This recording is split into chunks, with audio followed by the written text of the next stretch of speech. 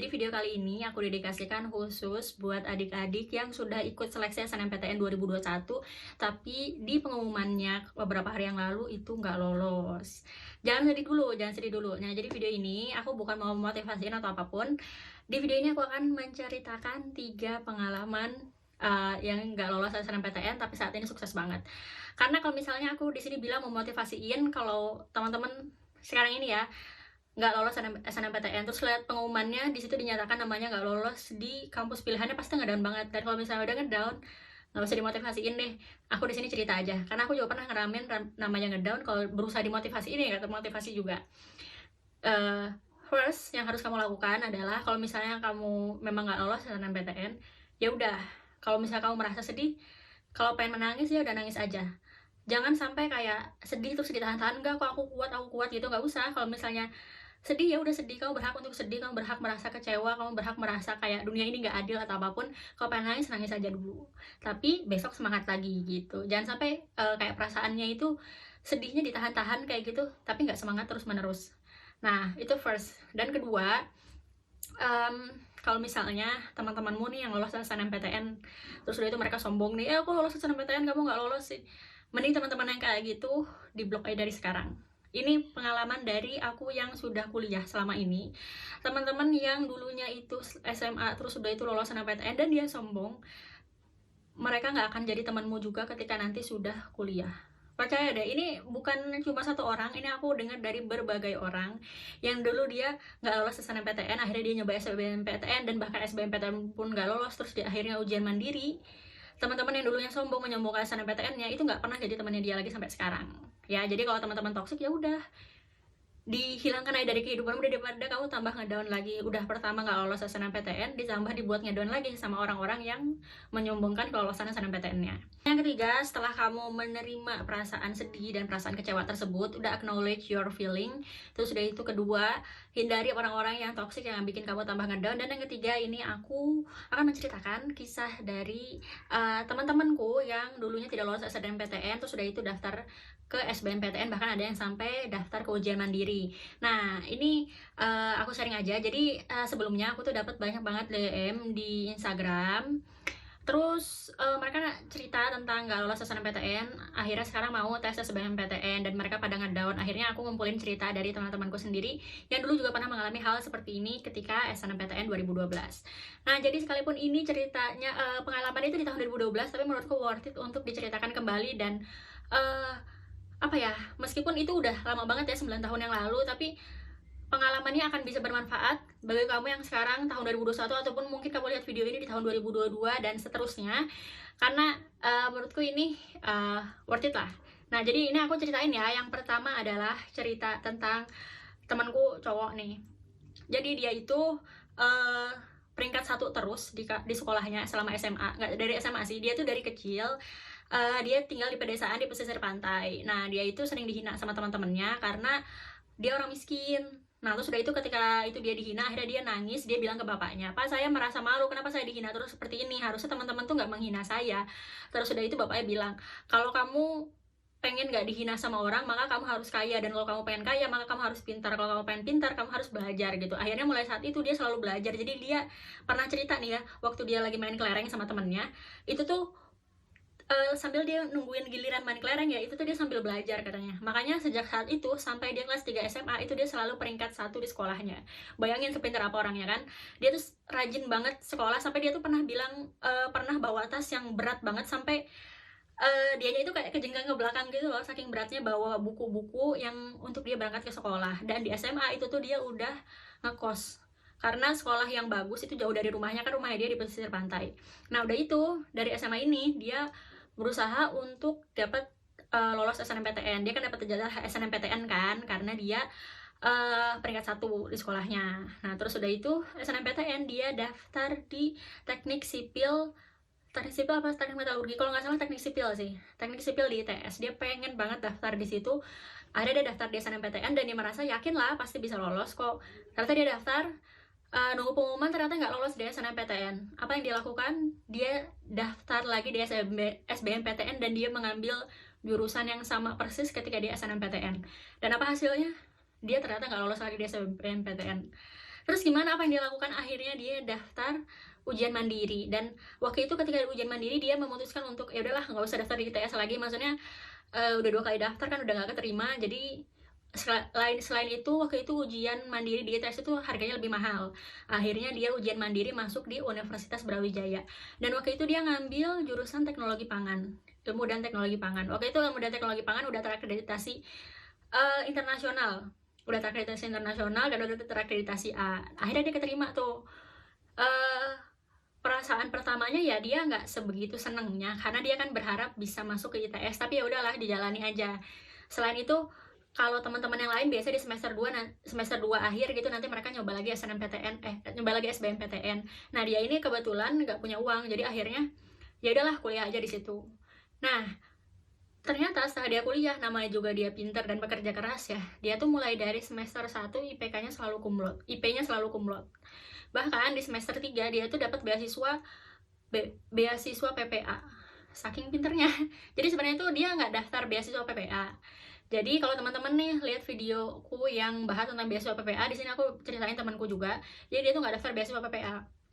Jadi waktu itu ada kakak tingkatnya yang daftar beasiswa PPA, yang lolos lah beasiswa PPA, tapi kemudian nggak bisa mempertahankan IPK-nya. Nah, akhirnya karena IPK-nya jeblok terus, kakak tingkatnya itu dikeluarkan dari beasiswa PPA ini, akhirnya dikasihkan ke teman saya ini. Ya udah, akhirnya dia dapat beasiswa, dan dia termasuk salah satu mahasiswa unggulan di Fakultas Teknologi Pertanian. Gitu, dia sering ikut lomba karya tulis, dia ikut PKM sampai terakhir dia itu PKM dapat emas di semester 8. Dia PKM dapat emas, akhirnya dia bebas skripsi, nilainya A. Terus sudah itu waktu dia wisudanya kan bareng sama saya ya, barengan. Terus dia posisi duduknya itu paling depan. Kenapa? Karena IPK-nya dia paling tinggi. Nggak paling tinggi juga sih, maksudnya urutan yang paling depan lah. Termasuk anak-anak kumlot yang dari semester 1 sampai semester 8 itu IPK-nya selalu di atas 3,5. Nah, jadi dia tuh sekalipun lomba, dia tetap bisa mempertahankan IPK-nya, dan juga dia tetap bisa dapat beasiswa sampai akhirnya dia lulus. Waktu itu dia pernah cerita tuh semester berapa ya, semester 2 kalau nggak salah. Waktu itu dia bilang, kalau nggak salah kayaknya dia dapat beasiswanya itu semester 4 ya, bukan semester 3. Jadi waktu itu semester 3 dia bilang dia itu cuma dikasih uang 500.000 sama orang tuanya untuk hidup di Malang. Udah semuanya, udah uang kosan juga, udah buat kuliah juga, makan juga, semuanya deh. Waktu itu dia bilang pasti akan sangat terbantu banget kalau misalnya aku bisa dapat beasiswa. Akhirnya dia nyoba-nyoba tuh nyari beasiswa kemana-mana, dan akhirnya dia dapatnya itu beasiswa PPA itu sampai akhirnya lulus gitu. Dan dia bisa lulus tepat waktu dan termasuk salah satu ya mahasiswa unggulan gitu. Nah, dia sekarang di mana? Jadi setelah lulus, waktu itu kan wisuda bareng ya sama saya Desember 2016. Jadi dia udah daftar kerja dari sebelum lulus. Dia 3 Desember 2016 itu wisuda. Kayaknya 3 hari kemudian dia dapat panggilan kerja dan dia langsung kerja. Dan waktu itu saya ngelihat bahwa teman-teman yang SNMPTN ya, waktu dulu kuliahnya nggak dapat kerja secepat dia.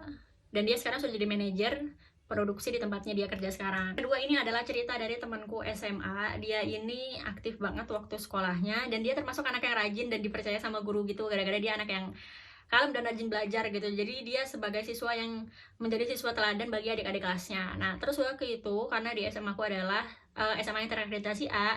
Nah, waktu itu tahun 2012, kalau misalnya SMA terakreditasi A, nggak semua siswanya itu dapat kuota SNMPTN. Kuota SNMPTN-nya dibatasi cuma 50% dari total siswanya. Jadi kalau misalnya total siswanya itu 30 orang yang terdaftar di sekolah itu ya, berarti 15 orang doang yang bisa dapat SNMPTN. Dan itu pun belum mesti lolos ya. Jadi boleh mendaftar SNMPTN. Nah, terus udah itu dia akhirnya mendaftar SNMPTN. Pilihan pertamanya yaitu di Bioproses UI, pilihan keduanya yaitu di Ilmu dan Teknologi Hayati. Teknologi Hayati kalau nggak salah. Ya, Teknologi Hayati ITB. Nah, terus setelah menunggu selama 1 bulan ternyata dia nggak lolos. Nah, akhirnya waktu itu dia belajar lagi, terus dia tes SBMPTN nih. Nah, terus ternyata dia lolos. Akhirnya di SBMPTN-nya dia memilih pilihan keduanya, yaitu dia daftar di Ilmu Hayati ITB, dan dia keterima di situ. Sekarang dia udah lulus, dan apa ya, jadi dibanding anak-anak yang SNMPTN di kelasnya, dia itu IPK-nya tinggi. Terus kedua, di semester 4 kalau nggak salah, dia itu dapat kesempatan buat jadi research student ke Tsukuba University. Nah, dia sekarang udah lulus tepat waktu juga. ya, dan dia sudah berkarir dan dia mau lanjut S2 di Stanford University. Nah, yang ketiga adalah cerita dari aku sendiri. Kenapa aku cerita ini? Karena aku juga termasuk alumni mahasiswa yang dulunya tidak lolos SNMPTN tapi harus daftar SBMPTN untuk bisa kuliah. Nah, untuk yang cerita ketiga ini aku cerita lebih detail ya, karena aku cerita tentang diriku sendiri, jadi aku bisa cerita lebih mendalam dan lebih panjang karena aku ingat setiap detailnya. Kenapa aku ingat? Karena itu memorable banget, karena itu berkesan banget buat aku. Jadi bagi teman-teman yang saat ini nggak lolos SNMPTN, merasa nih abis nggak lolos SNMPTN masuk masa-masa ngedown, habis itu baru nanti tes SBMPTN, nah ini masa-masanya itu akan selalu teringat sampai kapanpun. Nah, oke, jadi waktu itu gini, aku daftar SNMPTN dan waktu itu aku peringkat keempat satu sekolah dari segi nilainya. Waktu itu aku kalau nggak salah nilai rata-rata 88 deh. Nah, terus udah itu aku dengan percaya diri dan aku punya sertifikat OSN. Aku tanya-tanya juga sama guru-guru kan, konsultasi dulu. Gimana? Saya cocoknya masuk di kampus apa gitu. Terus udah itu gurunya bilang, oh kamu daftar aja di ITB pasti lolos. Akhirnya saya lihat-lihat tuh di ITB dan ternyata ITB itu yang jurusan yang saya pengen daftar prodi ya. Ilmu hayati itu baru tahun ketiga, artinya belum punya lulusan. Kalau kampus kan harus 4 tahun dulu baru punya lulusan tahun pertama ya, dan itu tuh baru tahun ketiga, jadi belum punya lulusan sama sekali. Dan saya percaya diri lah kalau misalnya kampus prodi belum punya lulusan, artinya belum, akreditasinya belum terlalu tinggi gitu kan, terus peminatnya juga dikit. Itu termasuk salah satu prodi yang peminatnya tuh sedikit dibandingkan kayak teknik elektro di ITB gitu kan, peminatnya udah tinggi banget. Nah, waktu itu saya mikir kayaknya ya berpotensi banget, lagian juga dari sekolahnya akreditasinya A, terus nilai saya juga 88 kan, hampir 90 gitu. Terus pilihan kedua itu bioproses UI. Udah itu nunggu lah masa-masa pengumuman SNMPTN. Waktu itu sekitar 1 bulan, dan waktu itu ya saya pede aja lah, pasti keterima kan. Akhirnya waktu itu nggak belajar sama sekali. Waktu itu teman-teman yang lain tuh udah pada belajar persiapan buat tes SBMPTN. Mereka tuh kayak ya jaga-jaga aja lah, siapa tahu SNMPTN-nya nggak lolos, masih persiapan nih 1 bulan les SBMPTN. Jadi kalau saya nanti nggak lolos, udah siap-siap nih untuk tes SBMPTN. Mereka juga udah nyiapin kayak nanti mau ngambil mata kuliah, mau ngambil prodi mana, di kampus mana, kayak gitu. Udah nyiapin kayak gitu semua. Nah, waktu itu saya percaya diri banget, nggak mungkin lah saya nggak lolos kan ya. Masa posisinya waktu itu ilmu hayati belum punya lulusan kan, terus udah itu saya itu punya sertifikat OSN biologi, kan nggak mungkin gak diterima ya. Percaya diri lah. Terus udah itu guru-guru juga pada bilang pasti lolos gitu kan. Nah, terus udah itu nunggulah hasil pengumuman SNMPTN yang sekitar selama 1 bulan. Nah, terus waktu itu udah 1 bulan, dan waktu itu kalau nggak salah pengumuman UN itu diundurkan dan pengumuman SNMPTN dimajukan. Jadi waktu itu pengumuman UN hari Sabtu siang dan pengumuman SNMPTN itu hari Sabtu sore habis asar.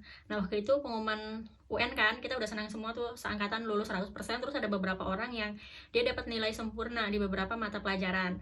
Terus udah itu kita udah semua percaya diri pasti nih lolos SNMPTN. Masa sih nggak lolos dengan kita yang sekolah udah terakreditasi A dan nilainya juga bagus-bagus gitu anak-anaknya. Nah, terus udah itu habis asar kita semua udah kayak berdoa, udah berdoa khusyuk banget. Udah itu semoga SNMPTN-nya lulus gitu, dapet kampus yang kita harapkan.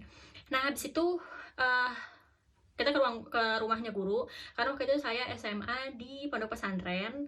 Jadi waktu itu kita nggak megang gadget, HP maupun laptop sama sekali selama sekolah 3 tahun. Jadi kita itu cuma nonton TV 1 kali seminggu di hari Minggu, dan itu pun channelnya dipilihin sama wali asramanya. Terus udah itu nggak megang HP juga, HP cuma dipegang sama wali asrama, dan itu pun cuma satu, HP-nya Polyphonic. Nggak, bukan HP Android ya, waktu itu belum ada. Udah ada Android belum ya? Android itu baru Samsung Mini 1 yang baru pertama kali keluar waktu itu 2012. Dan ya kita masih pakai Polyphonic, dan itu pun cuma boleh buat nge-SMS orang tua doang gitu. Udah itu aja. Dan jadi waktu itu akhirnya ke rumah guru pakai laptopnya guru. Terus udah itu kita ngelihat hasil pengumumannya, dan itu kayak muka gurunya itu udah kayak nggak enak gitu kan. Terus udah itu, loh kenapa mukanya kok nggak enak, coba nih kalian lihat aja. Jadi gurunya itu bilang yang lolos itu cuma 2 orang di antara kalian. Dari 15 orang masa cuma 2 orang yang lulus kan. Disebutin lah 2 orang itu. Yang satu teman saya lolos ke kedokteran UNS, tapi dia itu pakai sertifikat tahfiz Quran, jadi dia hafal 30 juz. Yang kedua itu lolos ke IPB, nggak tahu kenapa, katanya sih karena punya orang tuanya dosen, tapi nggak ngerti waktu itu. Tapi akhirnya cuma 2 orang itu yang lolos. Dan kita kan kayak nggak percaya, masa sih kita nggak lolos? Habis itu kita ngecek satu persatu, masukin nomor SNMPTN-nya kita. Dan ternyata kita lihat dengan mata kepala sendiri, kita tuh nggak ada satupun orang yang lolos.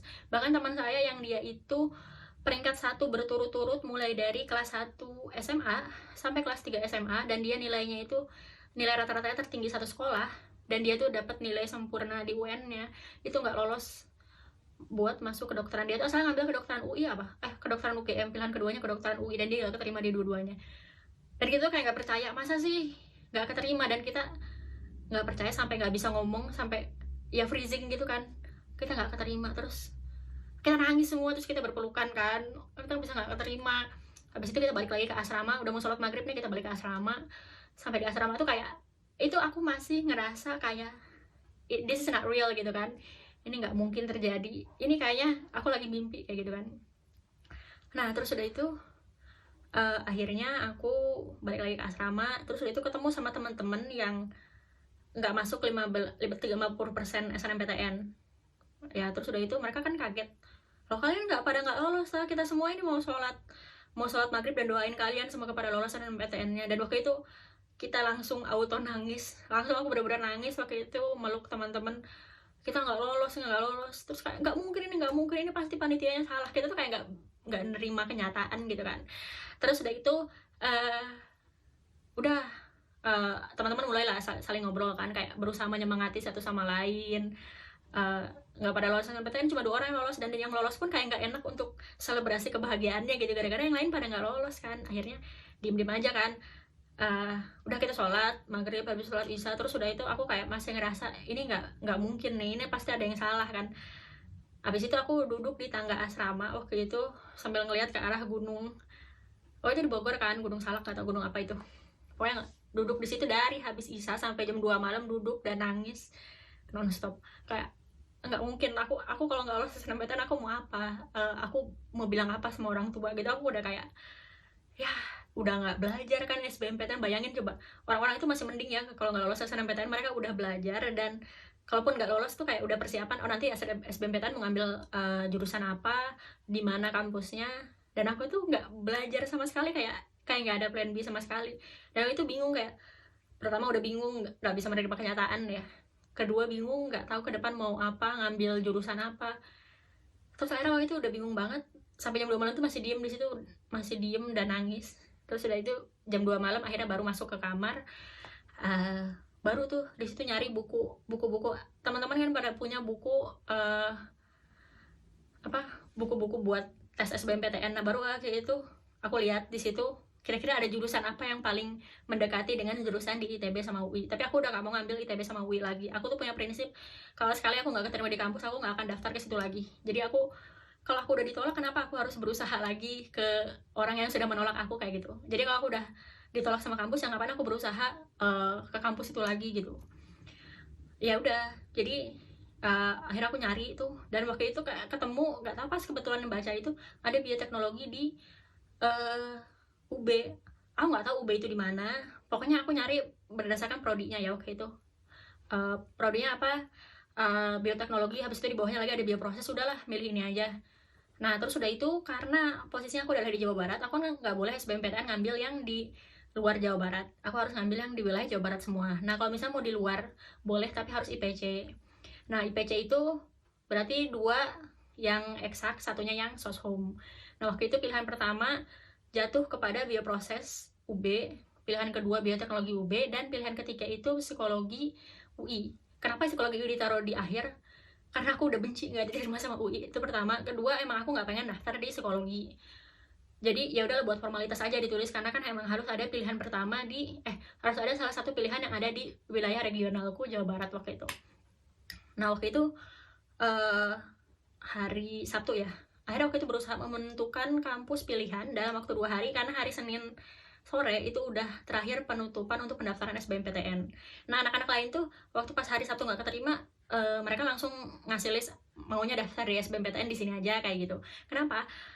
Karena mereka udah mempersiapkan, udah les juga kan. Aku tuh belum les sama sekali waktu itu. Akhirnya Senin ketemu gurunya, ngasih tahu, pagi itu ngasih tahu ini pilihan pertama bioproses UB, pilihan kedua bioteknologi UB, pilihan ketiga psikologi UI. Udah, berarti kamu IPC ya, berarti bisa kan nanti tes yang sosialnya, tes yang sosumnya. Ya bisa lah, ya udah, padahal waktu itu nggak belajar sama sekali. Nah, habis itu udah pas sekitar hamin 5 menit dari pendaftaran, dari dosennya, gurunya nginput ke panitia di websitenya SBMPTN, aku tuh kayak berubah pikiran, ya udahlah, pilihan ke-1 bioteknologi UB, pilihan kedua bioproses, pilihan ketiga tetap psikologi UI. Udah, akhirnya daftar. Jadi pilihan untuk masuk bioteknologi UB itu ditentukan 5 menit terakhir sebelum daftar. Habis itu akhirnya Senin tuh kan udah daftar, Selasa itu kalau nggak salah waktu itu tesnya kayaknya minggu depannya deh, dapat habis itu langsung dapat pengumuman lokasi tesnya di mana dan waktunya kapan, dan ternyata itu minggu depannya. Jadi aku cuma punya waktu 1 minggu aja buat belajar buat SBMPTN itu. Dan waktu itu akhirnya ikutlah kelas lesnya anak-anak. Jadi waktu itu SMA aku menyediakan les juga, jadi mengundang gurunya dari luar untuk ngajar les di sekolah. Nah, aku tuh nggak ikut itu, teman-temanku udah ada yang ikut 5 atau 7 orang waktu itu. Dan waktu itu ikut kelas itu, akhirnya aku ikut lah. Dan itu tuh pelajaran anak-anak itu udah mau akhir gitu, dan aku baru ikut. Oh, itu mata pelajarannya fisika, dan aku nggak ngerti sama sekali, nggak bisa menjawab satu pun soal. Kayak ya SBMPTN pasti nggak lolos ini, aku udah mikir gitu kan. Ya udahlah, akhirnya aku mikir aku mempelajari apa yang aku bisa, dan aku merasa aku cuma unggul di biologi sama TPA aja, itu yang aku bisa sampai sekarang sekalipun gitu kan, karena aku emang nggak terlalu bisa ngitung. Nah, habis itu ya udahlah, fisika ya kayak aku maksudnya berusaha untuk mempelajari pun nggak bisa otaknya gitu kan. Ya udah, akhirnya selesai di situ. Habis itu aku langsung lanjut ke minggu depannya kita tes SBMPTN. Dan ya udah, hari itu aku udah nggak belajar lagi sama sekali. Jadi SBMPTN datang kan ke tempatnya. Waktu itu kalau nggak salah ada tes yang tahap pertama, habis itu istirahat dulu. Nah, waktu istirahat orang-orang tuh pada belajar, aku udah kayak ya udahlah, belajar juga udah nggak bisa kan. Habis itu ya udah, sholat duha, saya tes SBMPTN, habis itu pulang. Dan waktu itu nunggu pengumuman SBMPTN. Dan udah, waktu itu pengumuman SBMPTN waktu itu udah wisuda dulu. Jadi waktu itu setelah tes SBMPTN nggak berapa lama kemudian wisuda. Setelah wisuda akhirnya pulang kan. Dan waktu itu aku mikir kayaknya udah nggak lolos nih SBMPTN. Aku udah kayak nggak berharap. Jadi bapakku banget yang berharap waktu itu. Akhirnya waktu pas hari H pengumuman SBMPTN itu posisinya aku lagi nggak di rumah dan nggak ada koneksi internet. Nah, waktu itu akhirnya aku waktu tes SBMPTN di Bogor itu bareng sama temanku. Nah, waktu itu dia udah lihat hasil tesnya dan ternyata dia nggak lolos. Habis itu dia nelpon, terus itu dia bilang aku nggak lolos nih SBMPTN. Dan aku ngerasa kayak ya, aku juga pasti nggak lolos kalau misalnya besok aku baru lihat pengumumannya. Nanti besok aku nangis sendiri lah. Akhirnya aku bilang ya udahlah, kita nangis bareng aja sekarang. Akhirnya waktu itu kita nangis malam-malam, udah nggak lolos nih, nggak lolos. Tapi kan seenggaknya nangis ada temennya, nggak kayak waktu SNMPTN kemarin. Terus udah itu besoknya udah pulang ke rumah kan, terus bapakku kayak pengen tahu banget nih SBMPTN-nya lolos apa enggak. Dan aku waktu itu adalah anak pertama yang kuliah di keluargaku. Akhirnya waktu itu ngecekin, nyari laptop kan, habis itu buka websitenya, loadingnya lama lagi kan. Terus itu lihat hasilnya, dan waktu itu ternyata bapakku kayak seneng banget tuh, ternyata lolos keterima di S1 bioteknologi UB. Terus aku kayak ya udah, biasa aja, karena aku mikirnya kemarin nggak lolos. Dan aku kayak waktu itu bukan ngerasa seneng, tapi ngerasa nggak enak sama temanku yang kemarin udah nangis-nangis nggak lolos kan. Dan nggak berapa lama kemudian temanku itu SMS nanyain gimana, lolos nggak. Dan aku kayak mau bilang nggak lolos tapi bohong kan, mau bilang lolos tapi nggak enak. Akhirnya waktu itu aku ngaku ya udah, ya aku lolos nih SBMPTN gitu. Dan ya udah, akhirnya temanku ya ikut senang lah ya. Nah, itu sebenarnya ceritanya. Nah, tapi ada cerita yang menurutku agak unik sebelum SBMPTN ini. Jadi kan dulu habis tes SBMPTN itu nunggu sekitar 1 bulanan ya sampai pengumuman hasil SBMPTN ini. Dan waktu itu aku lihat teman-temanku, orang-orang itu selalu pada punya plan B kecuali aku. Jadi waktu itu mereka, ayo kita tes SIMAK UI, tes ini, tes itu, banyak banget kan, tes politeknik apa di mana gitu, yang mereka pada emang membuka tes kayak gitu di saat menunggu hasil SBMPTN. Dan waktu itu aku merasa ya udahlah, aku daftar SIMAK UI juga, aku daftar di program-program lain sih, nggak apa-apa lah, aku yang penting bisa kuliah di UI atau ITB. Aku pengen banget waktu itu kuliah di UI atau ITB. Terus aku mau daftar SIMAK UI, waktu itu biayanya 200 atau 400 ribu gitu.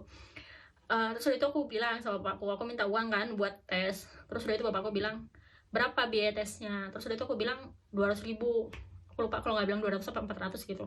Terus bapakku bilang, ya udah gimana kalau misalnya uang 200 itu nggak dipakai buat tes di SIMAK UI, tapi kita sumbangin aja ke anak yatim. Terus aku mikir, logikanya di mana? Kalau misalnya emang pengen lolos ya tes kan, masa kita malah nyumbang ke anak yatim kan?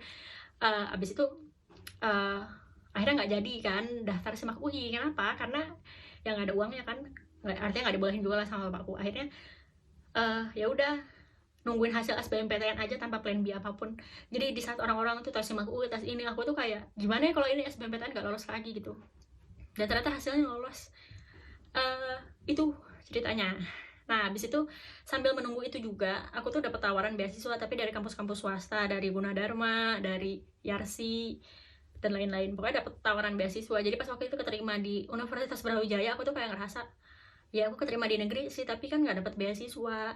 Kalau aku padahal udah keterima beasiswa sampai lulus loh, tapi di kampus-kampus swasta gitu. Dan setelah aku keterima itu,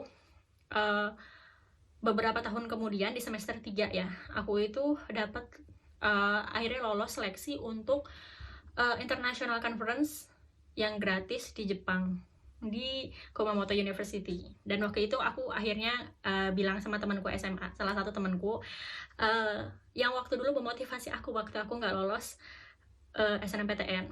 Jadi waktu itu aku bilang, aku kenapa nggak lolos ke UI dan ITB. Terus udah itu temanku itu sempat bilang, mungkin kalau kamu keterima di UI atau ITB, kamu nggak bisa berkembang, mungkin itu bukan tempat yang cocok buat kamu. Tapi aku kayak nggak bisa terima kan. Coba misalnya nih teman-teman, kalau misalnya nggak lolos SNMPTN di kampus impiannya, terus ada orang yang bilang mungkin kamu nggak cocok di situ, kayak apaan deh kok bisa dibilang nggak cocok, aku udah berusaha mencari yang terbaik buat aku gitu. Kita pasti mikirnya kayak gitu. Nah tapi aku baru merasakan dan menyadari bahwa emang mungkin di UI dan ITB itu nggak cocok setelah beberapa tahun kemudian gitu. Nah jadi waktu itu akhirnya di semester 3 aku ke Jepang, dan waktu itu aku ngubungin temanku lagi, dan dia bilang, ya sekarang kamu tahu kan bahwa ini memang mungkin UB adalah tempat yang tepat buat kamu. Kalau kamu mungkin kuliah di ITB atau UI, kuliahnya terlalu sibuk, mungkin kamu nggak sempet buat ikut aktivitas di luar kampus, nggak bisa ikut international conference, nggak bisa ikut lomba-lomba nasional maupun internasional, nggak bisa ikut lomba karya tulis. Terus aku mikir ya mungkin ini gitu jawabannya. Karena dulu itu aku daftar kuliah, aku tuh sempat bilang kayak gini, aku tuh pengen kuliah yang nggak terlalu sibuk pertama. Terus udah itu aku bisa aktif organisasi dan aku bisa aktif di lomba-lomba juga. Jadi aku nggak mau jadi mahasiswa yang kupu-kupu kuliah pulang gitu. Aku udah sempat pernah bilang ngomong gitu, tapi kayaknya aku lupa. Nah, dan Allah itu mengabulkan sesuai dengan kebutuhanku. Jadi aku ya butuhnya dengan kuliah yang seperti itu. Jadi dulu tuh aku ditawarin, waktu aku masih mau SNMPTN ya, aku tuh ditawarin sama nenekku, kenapa kamu nggak kuliah kedokteran aja, kamu tuh kan pinter biologi gitu. Terus aku bilang kedokteran itu beda sama biologi, tapi nenekku kayak tetap memaksa, kamu tuh harusnya jadi dokter, nanti kalau jadi dokter tuh kaya gitu kan katanya. Nah tapi aku nggak mau, karena kenapa, dokter kalau misalnya masuk kedokteran itu kuliahnya sibuk, terus udah itu kuliahnya lama karena kan harus profesi ya. Terus aku merasa udahlah nggak mau, aku pengen kuliah yang agak santai aja, tapi aku bisa tetap aktif di organisasi, aku tetap bisa punya soft skill lah. Dan ya aku keterima di UB sesuai dengan requestku waktu itu, yang sesuai dengan kebutuhanku. Jadi aku bisa tetap kuliah, aku aktif organisasi, aku bisa ikut lomba-lomba juga, ya aku bisa kayak soft skillnya dapet. Dan aku kayak baru sadar itu ya setelah masuk kuliah 2-3 tahun, kayak aku baru lihat, oh ternyata aku emang cocok di sini gitu. Kadang juga termasuk salah satunya adalah setelah aku tinggal di Malang ya, wah ternyata enak ya di Malang, suhunya lebih dingin dibandingkan di ITB ya, dibandingkan di Bandung sama Jakarta gitu. Ya udah segitu aja video hari ini, kayaknya udah panjang banget. Semoga bisa memberikan pencerahan nih buat adik-adik yang belum keterima SNMPTN, dan semangat untuk daftar di SBMPTN-nya. Kalau misalnya masih bingung memutuskan SBMPTN harus ngambil prodi apa yang cocok, harus ngambil jurusan apa, atau di fakultas dan universitas mana, aku akan bahas di video selanjutnya ya. Tunggu di next video. Terima kasih.